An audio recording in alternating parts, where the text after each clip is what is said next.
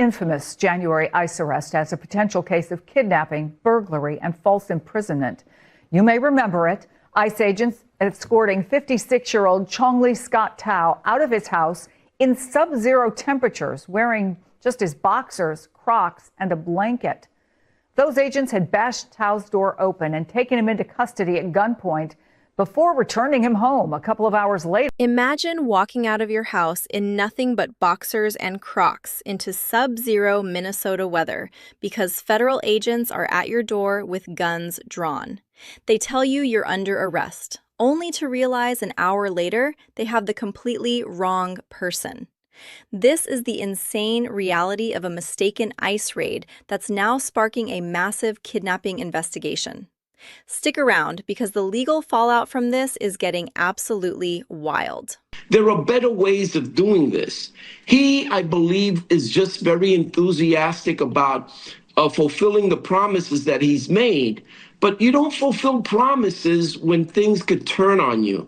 And we believe this will turn on him. People are not going to wait online. By the time they get into the stores, they may not have the goods that the people waited for. So that's going to create chaos. Listen, I hope that he succeeds. We want our mayor to succeed. You know, we want our New York City to thrive, but you can't do it the way he is trying to get it done. There are much better ways. And small bodega owners are just wondering, what is he doing? There are bodegas right near La Marqueta, where he wants to open the first one. Why didn't you work out a deal with those 4 or 5 bodegas to service the community and lower the prices for the items you consider are a bit too high? You know, so he is basically playing New Yorkers, and New Yorkers are going to actually eventually understand and see. Did you hear what that bodega owner just said? He's hitting the nail right on the head. We're looking at a $30 million plan to put government-run grocery stores in New York City, and the people who actually run local businesses are terrified. Think about the logistics for a second. If you've ever waited in a line at the DMV, do you really want that same efficiency managing your morning eggs and milk? The business owner points out a huge flaw. What happens to the 4 or 5 bodegas already serving that neighborhood? If the government steps in and subsidizes prices at one specific spot, they're basically pricing out the local entrepreneur who's been there for decades. It creates this weird chaos where people are waiting in massive lines for staples that might not even be in stock by the time they get to the front. You can see the frustration in his face because he knows the neighborhood better than any politician. It's not just about cheaper bread. It's about whether the city is accidentally destroying the small business ecosystem that keeps these blocks alive. Bombshell report alleging the Biden administration weaponized the law to target pro-life activists. The report says the administration worked with abortion rights groups and pursued tougher sentences for its perceived enemies. Here's correspondent David Spun. Good evening, David. Good evening. The nearly 900-page report focuses on the FACE Act, the 1994 law that makes it a federal crime to use physical force or threaten to use such force on people who are obtaining reproductive health services. Think abortion clinics or pregnancy resource centers. The report alleges the Biden DOJ requested an average sentence of 26.8 months for pro-life defendants compared to 12.3 months for pro-abortion or pro-choice defendants. One of the highest profile cases, Mark Houck. He's a pro-life advocate who was arrested and charged with a FACE Act violation for allegedly assaulting someone outside of Pennsylvania Planned Parenthood. He was later acquitted by a grand jury. At 7:03 a.m. This next part is where things get really heavy. We're talking about a massive report alleging that the DOJ has been essentially weaponized. Look at the numbers they're showing. Pro-life activists are reportedly getting sentences over double the length of those on the other side for similar actions. But the visual that really sticks is the 7 a.m. raid.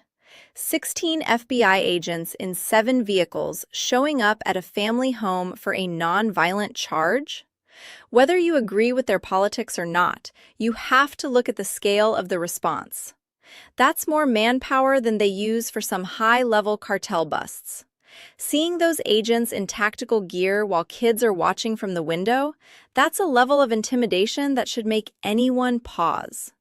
It's a complete shift in how federal law is being applied on the ground.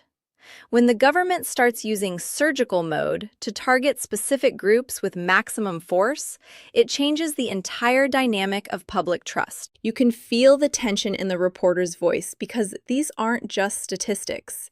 These are massive raids happening in quiet neighborhoods. Scott Tao, you see him there.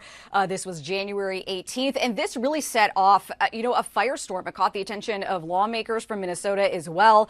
And it's important to understand the context here. Scott Tao is a U.S. citizen, and as you point out, the Ramsey County attorney says that to their knowledge, based on their investigation, there was no warrant to go inside his home. And so the way that they have framed this is that they believe that they are now investigating criminal action by those immigration agents, saying that those agents broke into his home, handcuffed him, and then took him away from the home and interviewed him for about an hour before returning him home. And again, they're saying that this is potential criminal action by these immigration agents. They are now sending what's called a TUI demand, which is effectively a letter from local prosecutors to the federal government to try to get as much information as possible about this incident directly from federal officials. So far, they say they have very little information. Now, let's circle back to that Minnesota ICE case, because the legal gymnastics here are fascinating. The local prosecutors are actually calling this kidnapping. Think about the balls it takes for a local county attorney to launch a criminal investigation into federal agents. They're claiming there was no warrant and no probable cause to enter the home. If you look closely at the report, they're framing this as a burglary and false imprisonment. This is a massive jurisdictional war. Usually, federal agents have this shield of immunity, but the state is trying to pierce that by saying this wasn't just a mistake, it was a criminal act. It's wild to see CNN's legal experts trying to wrap their heads around it.